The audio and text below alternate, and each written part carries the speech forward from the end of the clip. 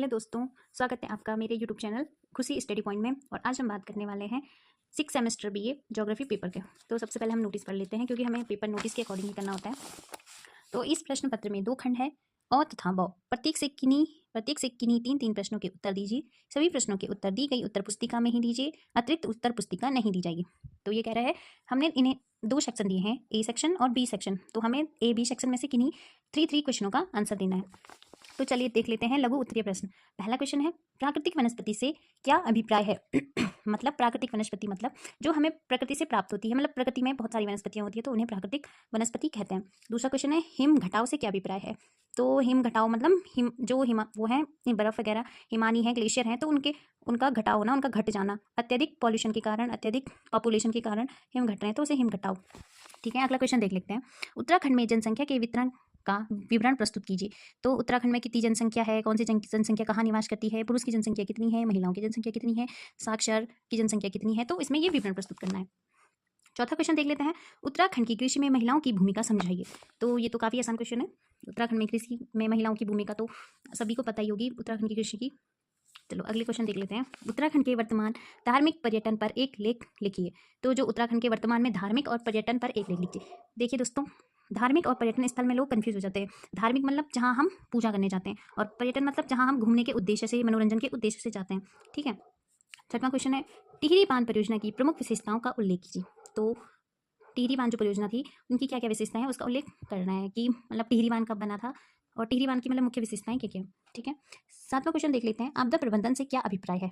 तो आपदा प्रबंधन से ही पता चल रहा है कि आपदा के आने से पूर्व जो भी तैयारी की जाती है या जो भी व्यवस्थाएं की जाती है, तो वो आपदा प्रबंधन है। आठवां क्वेश्चन है, पर्यटन के आर्थिक महत्व का वर्णन कीजिए।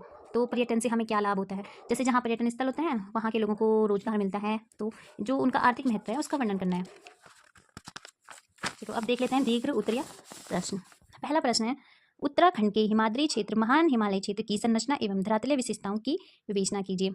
तो हिमालय तो पता होगा आप लोगों को कि 3 प्रकार के होते हैं, ट्रांस हिमालय, महान हिमालय और शिवालिक श्रेणियां। सबसे नीचे कौन सा आता है? शिवालिक श्रेणियां, फिर आता है लघु हिमालय, फिर आता है महान हिमालय। तो उसकी जो संरचना की धरातलीय विशेषताएं, मतलब वहाँ की जलवायु कैसी है, वहाँ वर्षा कितनी होती है, तो जो भी विशेषताएं हैं उसकी विवेचना करनी है। 10वां क्वेश्चन है, उत्तराखंड राज्य के यमुना बेसिन अथवा काली बेसिन क्षेत्रों की जल प्रवाह प्रणाली का वर्णन कीजिए। तो जो उत्तराखंड में यमुना नदी है और काली नदी है, तो उसके जल प्रवाह प्रणाली का वर्णन करना है, यानी कि उनके जो मतलब सहायक नदियां हैं वो कहाँ कहाँ से होकर बहती हैं, इनका वर्णन करना है। ठीक है, और इसमें अथवा में भी क्वेश्चन आया हुआ है कि उत्तराखंड के पर्वतीय क्षेत्र में मकानों के प्रकारों का विवरण कीजिए। तो आप इन दोनों में से एक क्वेश्चन कर सकते हैं। जो पर्वतीय क्षेत्र में मकानों के प्रकार होते हैं, मतलब कौन से मकान भी होते हैं, अलग अलग प्रकार के होते हैं, एकांकी मकान, संकीर्ण मकान या सीढ़ीनुमा मकान, ढालधार मकान। ठीक है, और अब है 12वां क्वेश्चन है, किन्हीं में से किन्हीं 2 पर संक्षिप्त टिप्पणी लिखिए। ये तो उत्तराखंड हिमालय में वैकल्पिक ऊर्जा का विकास में लिखना है, या उत्तराखंड की जलवायु परिवर्तन का हिमनदों पर प्रभाव, या उत्तराखंड में साक्षरता, या उत्तराखंड में औद्योगिकरण, या उत्तराखंड में प्रमुख जनजातियां। तो इनमें से किन्हीं 2 पे टिप्पणी लिखनी है। तो अगला क्वेश्चन देख लेते हैं, उत्तराखंड की मिट्टी व जलवायु कृषि की तुलना में फलोद्यान बागवानी के लिए अधिक उपयुक्त है। इस कथन से आप कहाँ तक सहमत हैं और क्यों? तो आपको बताना है कि जो उत्तराखंड की मिट्टी जलवायु है वो कृषि मतलब फल के उत्पादन के लिए या बागवानी कृषि के लिए कितनी अधिक उपयुक्त है या नहीं। तो इस कथन से अगर आप सहमत हैं तो हाँ है तो क्यों है, और नहीं है तो क्यों है। ठीक है, 14वां क्वेश्चन देख लेते हैं, उत्तराखंड में जैविक संसाधनों के संरक्षण में राष्ट्रीय पार्कों तथा वन्य जीव अभयारण्यों की भूमिका पर एक निबंध लिखिए।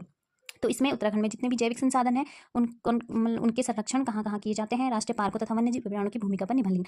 मतलब कि जो हमें राष्ट्रीय पार्कों की जरूरत क्यों पड़ी, उनके वन्य जीवों के संरक्षण की आवश्यकता क्यों पड़ी, तो उस पर टिप्पणी लिखनी है, निबंध लिखना है। लास्टवा क्वेश्चन है, उत्तराखंड से ग्रामीण बाह्य प्रवास में कारकों की विवेचना कीजिए। मतलब कि उत्तराखंड में लोग बाहर की ओर क्यों जा रहे हैं, तो उसके कारणों की विवेचना करनी है, कि उत्तराखंड में ज़्यादा रोजगार की सुविधा नहीं है, अच्छे स्कूल, बहुत सारी व्यवस्थाएं नहीं है, तो उस कारण लोग बाहर जा रहे हैं, तो यही विवेचना करनी है। ठीक है, 16वां क्वेश्चन है, उत्तराखंड में पर्यावरणीय अपघटन की क्या स्थिति है, इस क्षेत्र पर वन विनाश के प्रभाव का विश्लेषण कीजिए। तो उत्तराखंड में जो पर्यावरण है वो अपघटन की ओर क्यों जा रहा है, और वनों के विनाश से जो प्रभाव पड़ रहा है उसका विश्लेषण करना है। तो आई होप आपको वीडियो पसंद आई तो लाइक, कमेंट एंड सब्सक्राइब कीजिएगा।